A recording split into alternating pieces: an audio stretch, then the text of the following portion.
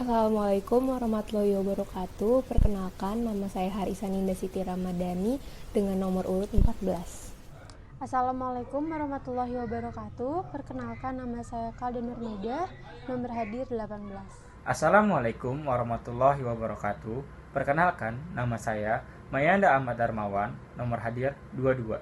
Ya, selanjutnya saya akan menjelaskan pelajaran dari masa lalu, yang dimana bagian dari penilaian resiko reputasi melibatkan pemahaman pelajaran dari masa lalu.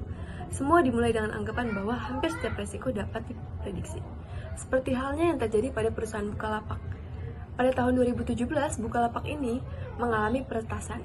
Bukalapak selalu mencari sumber masalah dari kasus peretasan yang terjadi, yang akhirnya perusahaan Bukalapak menemukan sumber dan menguatkan data security-nya sekaligus lalu mengingatkan para penggunanya untuk mengambil langkah pengamanan secara berkala, termasuk mengganti password dan menggunakan keamanan sistem.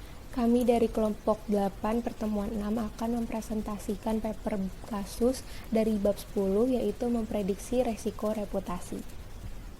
Yang pertama, di sini saya akan menjelaskan mengenai kasus yang dipilih oleh kelompok kami, yaitu 13 juta data bocor Bukalapak yang dijual di forum hacker. Menurut CNN Indonesia, data 13 juta akun Bukalapak yang bocor kembali diperjualbelikan di forum Reddit Forums. Data ini dijual oleh dua akun penjual di forum yang sebelumnya menjadi tempat penjualan 91 juta pengguna Tokopedia. Berdasarkan pantauan cnnindonesia.com, penjual dengan nama akun Asian Boy menyebut data yang ia jual tertanggal tahun 2017. Asian Boy juga mengklaim telah menjual 13 juta akun pengguna Bukalapak. Data yang ditampilkan mulai dari email, nama pengguna, password, last login, email Facebook dengan hash, alamat pengguna, tanggal ulang tahun, hingga nomor telepon. Ia mengekspos jualan ini sekitar pukul 1 pagi. Penjual pertama ini juga baru bergabung di forum tersebut bulan April tahun 2020 dan baru mengekspos 3 thread. Ketiga thread tersebut berupa jualan data dari beberapa situs lain, yaitu ClashPass dan Reverb Nation. Pengguna ini belum memiliki reputasi. Menurut CNN Indonesia yang telah mengontak Bukalapak untuk mengonfirmasi hal ini, namun belum mendapatkan respon. Masih belum jelas juga apakah 13 juta data Bukalapak yang dijual ini serupa dengan data 13 juta pengguna yang bocor di tahun sebelumnya. Sebelumnya juga di tahun lalu, peretasan data 13 juta akun Bukalapak sangat ramai diperbincangkan. Saat itu, data dijual oleh peretas Pakistan yang dikenal dengan nama Gnostic Players. Saat itu, ia menjual database ke 8 situs tersebut secara terpisah dengan total nilai 1.241 Bitcoin atau sekitar 5.000 US dollar. Radar resiko, reputasi eksternal, dan pemindaian cakrawala. Memiliki radar resiko eksternal yang disetel dengan baik merupakan tujuannya. Jadi, pemindaian cakrawala adalah kemampuan yang memberikannya. Pemindaian cakrawala membantu organisasi mengidentifikasi risiko atau peluang strategis, operasional, dan reputasi yang muncul dalam jangka pendek hingga menengah, seperti yang terjadi pada masalah pencurian data pengguna online marketplace. Setelah bocornya data pengguna Tokopedia, perhatian kini beralih ke Bukalapak. Bukalapak telah membaca, memahami, atau mendengar tentang masalah yang berkembang di dalam organisasi. Dengan ini, Bukalapak telah mengidentifikasi risiko atau peluang strategis, operasional, dan reputasi yang muncul dalam jangka pendek hingga menengah. Sedangkan kasus tersebut juga terkait dalam analisis SWOT, yang dimana kelemahan dan kekuatan perusahaan utama dibandingkan dengan peluang dan ancaman eksternal sebagai dasar untuk menghasilkan berbagai alternatif strategi, dan Bukalapak sudah melihat peluang dan ancaman yang terjadi pada eksternal.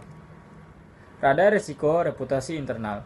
Radar risiko internal merupakan penilaian reputasi diri yang memiliki kemampuan untuk memprediksi keputusan produk, strategi, dan tindakan yang akan diambil untuk menghindari risiko reputasi tersebut. Seperti yang terjadi pada kasus pencurian data pengguna Tokopedia. Kini, perhatian tertuju pada Bukalapak. Seorang hacker yang menggunakan username Starter Newslet mengklaim memiliki sekitar 13 juta data pengguna Bukalapak.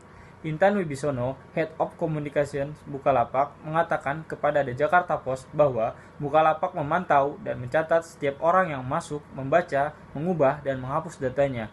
Bukalapak juga telah melindungi data pengguna dengan sistem perlindungan berlapis, dan Bukalapak telah meningkatkan keamanannya.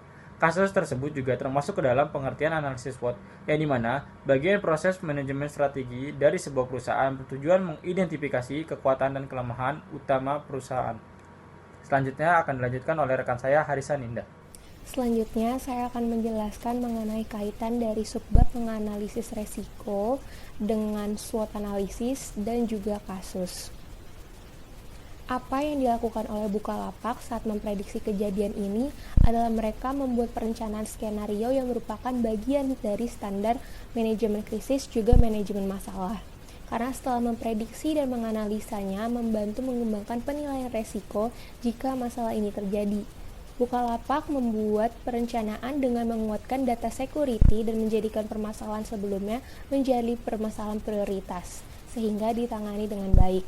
Jika dikaitkan dengan analisis SWOT, maka Bukalapak telah menutup ancaman dari luar yang sebelumnya pernah terjadi, yaitu pembobolan data ini, dan juga kekuatannya dengan menganalisis risiko dan membuat perencanaan skenario. Mereka membuat upaya atau tindakan preventif untuk mencegah terjadinya data breach ini kembali. Baik, selanjutnya penilaian resiko reputasi. Melakukan penilaian resiko reputasi membantu setiap perusahaan mencegah dan mengatasi resiko yang kemudian akan terjadi. Perusahaan Bukalapak mengalami peretasan oleh hacker pada tahun 2017. Hal ini kemudian dapat diatasi dengan melakukan berbagai strategi.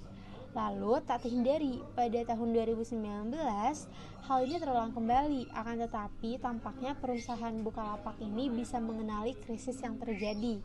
Penilaian resiko reputasi ini memiliki kekuatan dalam mengatasi resiko reputasi yang kemudian akan terjadi ke depannya karena memiliki penilaian resiko reputasi sebelumnya. Selanjutnya akan dijelaskan oleh rekan saya. Selanjutnya saya akan menjelaskan tentang pelajaran dari masa lalu. Penilaian resiko reputasi melibatkan pemahaman pelajaran dari masa lalu. Dimulai dengan anggapan bahwa hampir setiap resiko dapat diprediksi. Maka dari itu, sangat penting untuk setiap masalah besar atau krisis untuk memiliki latihan atau pelajaran yang dipetik. Perusahaan perlu meluangkan lebih banyak waktu untuk mengingat apa yang telah terjadi di mereka atau orang lain. Seperti contohnya pada Bukalapak.